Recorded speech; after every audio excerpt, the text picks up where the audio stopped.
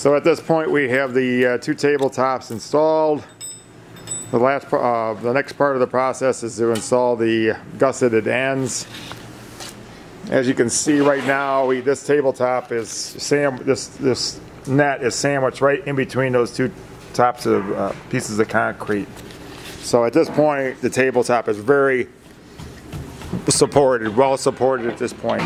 The gussets at this point is going to add extra security to the tabletop itself. So Tom's going to show how to do that. The gussets install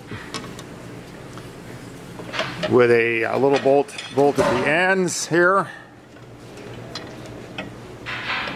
Just thread those in carefully. We have some rivet type nuts that have threads that slips right through the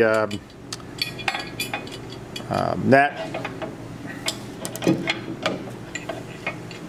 These screws here are security type screws that have a pin in the end to protect them so that they don't get they